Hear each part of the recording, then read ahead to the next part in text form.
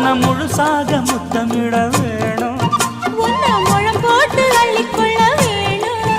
என் குல வாழைய இலை போடவா ஏதின்னும் தாமதம். அடி மீனா பொண்ணு